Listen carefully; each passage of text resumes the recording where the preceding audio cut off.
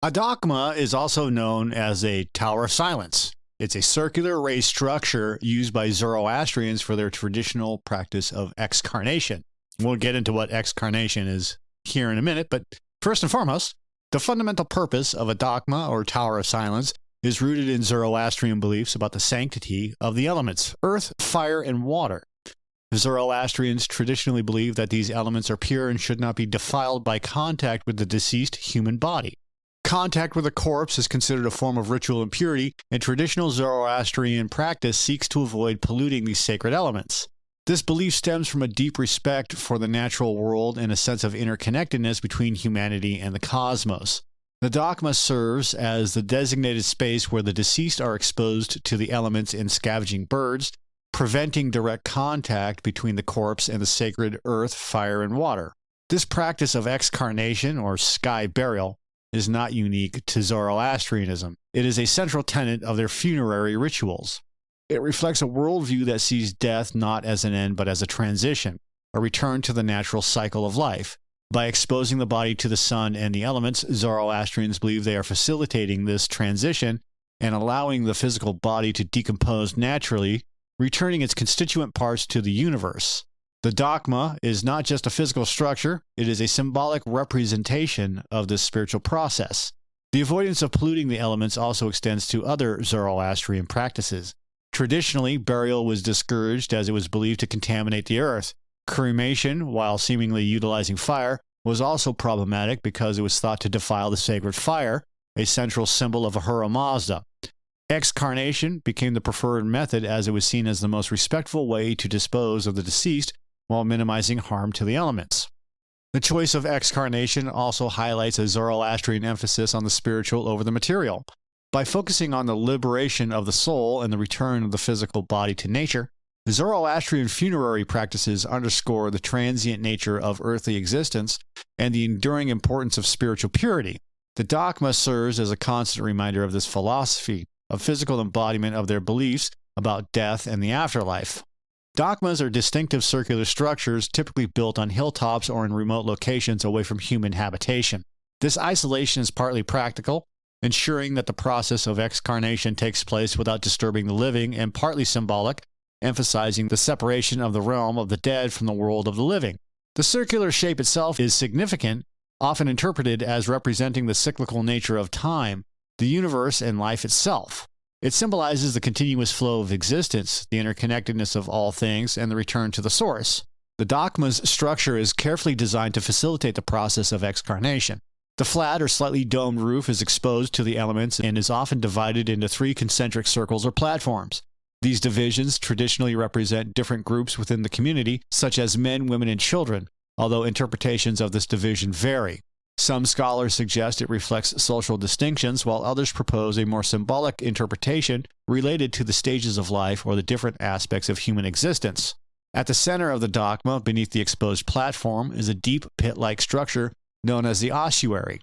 After the scavenging birds, primarily vultures, have stripped away the flesh from the bones, the remaining skeletal remains are carefully collected and placed in its central ossuary. This act symbolizes the final gathering of the physical remains and the return to a unified state. The bones, now cleansed and purified by the elements, are seen as no longer polluting. The construction of Dakhmas often involves specific materials, usually stone, which further connects them to the earth element. The solid and enduring nature of the stone reflects the Zoroastrian belief in the permanence of spiritual truths and the cyclical nature of existence. The Dakhma is not simply a functional structure. It is a carefully crafted symbol of Zoroastrian beliefs about death, the afterlife, and the relationship between humanity and the world.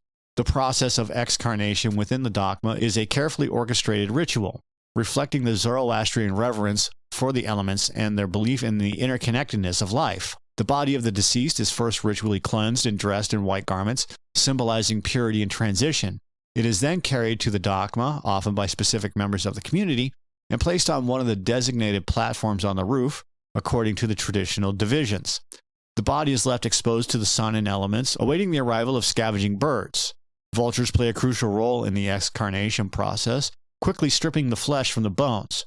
For Zoroastrians, this act is not seen as macabre, but rather as a final act of charity, providing sustenance to these birds. Vultures are often seen as sacred creatures, messengers between the earth and the sky, further emphasizing the spiritual dimensions of the ritual. The efficiency with which vultures perform their task is also seen as a sign of the natural order and the swiftness of transition. Once the flesh has been removed, the remaining bones are collected by designated individuals within the community. These bones, now cleansed and purified by the elements, are carefully placed in the central ossuary pit within the Dakhma. This act represents the final gathering of the physical remains and a return to a unified state, and the bones are no longer considered polluting as the flesh, the source of impurity, has been removed. The entire process of excarnation, from the initial cleansing of the body to the final placement of the bones in the ossuary, is imbued with symbolic meaning. It reflects the Zoroastrian belief in the cyclical nature of life, the importance of purity, and the spiritual journey of the soul after death. The Dakhma serves as the stage for this final act of transition, a place where the physical body is returned to nature and the soul is believed to continue its journey towards the divine. The significance of Dakhmas and the practice of excarnation in Zoroastrianism goes beyond mere disposal of the dead. It is a profound expression of their core religious beliefs and their deep connection to the natural world. Excarnation is not simply a practical solution for dealing with deceased bodies. It is a ritual imbued with symbolic meaning, reflecting Zoroastrian cosmology, ethics, and eschatology. The Dakhma itself becomes a sacred space, a liminal zone between the world of the living and the realm of the spiritual. The practice of excarnation underscores the Zoroastrian reverence for the elements, earth, fire, water, and air, as pure and sacred. By exposing the body to the sun and scavenging birds, Zoroastrians believe they are returning the physical remains to their constituent elements, completing the natural cycle of life and death. This act is seen as a way of avoiding pollution of the earth, which is considered a sacred element. It also reflects a belief in the interconnectedness of all living things, as the deceased body provides sustenance for other creatures. Excarnation also carries a strong ethical dimension, as it is considered a final act of charity, an offering to the scavenging birds. This act of giving back to nature reflects the Zoroastrian emphasis on good deeds and the importance of living a righteous life. It also highlights their belief in the cyclical nature of existence, as the deceased body becomes part of the food chain, contributing to the continuation of life. The practice of excarnation is also deeply connected to Zoroastrian beliefs about the soul's journey after death. The separation of the flesh from the bones is seen as a symbolic representation of the soul's liberation from the physical body and its transition to the spiritual realm. The Dakhma becomes a symbolic gateway, a place where the soul departs from its earthly form and embarks on its journey towards judgment and the afterlife. The Dakhma is not just a physical structure. It is a powerful symbol of Zoroastrian beliefs about death, the afterlife, and the interconnectedness of all existence. And while excarnation remains the traditional Zoroastrian funerary practice, its use has declined in recent times due to a confluence of factors, including urbanization, declining vulture populations, and changing social norms. As Zoroastrian communities have become more integrated into modern urban environments, finding suitable remote locations for Dakhmas has become increasingly difficult. The encroachment of cities and the development of infrastructure have reduced the availability of isolated hilltops or wilderness areas where Dakhmas can be built and maintained. The decline in vulture populations, largely due to habitat loss and poisoning, has also posed a significant challenge to the practice of excarnation. Vultures are essential for the efficient and timely removal of flesh from the deceased bodies, and without a sufficient population of vultures, the process of excarnation becomes prolonged and less effective, raising concerns about hygiene and the proper observance of rituals. Zoroastrian communities have explored various alternatives to address the issue, including the use of solar concentrators to desiccate the bodies, and in some cases even considering the use of artificial vultures, AI vultures. Changing social norms and preferences have also contributed to the decline in the use of Dakhmas. Many modern Zoroastrians, especially those living in urban areas, have opted for more conventional funerary practices such as burial or cremation.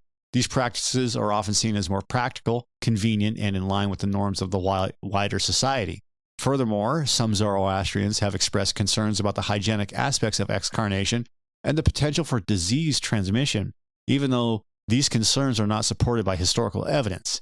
The increasing availability of modern medical and sanitary practices have also influenced these changing preferences.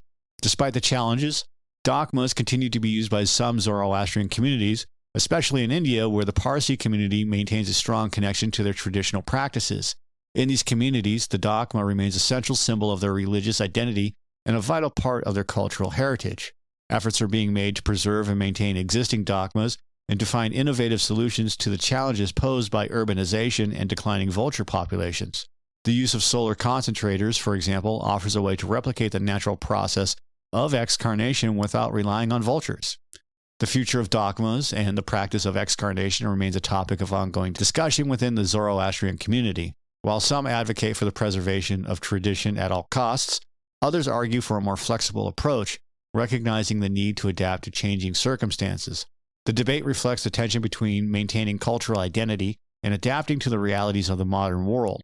It also highlights the importance of finding a balance between respecting ancient traditions and ensuring the health and well-being of the community. The continued existence of Dakhmas, even in limited use, serves as a powerful reminder of the rich history and unique traditions of Zoroastrianism. They stand as a testament to the enduring power of religious beliefs and the deep connection between humanity and the natural world. The Dakhma is not just an architectural structure. It is a living symbol of Zoroastrian identity, a tangible link to their past, and a reflection of their ongoing efforts to navigate the challenges of the present while preserving their cultural heritage for future generations.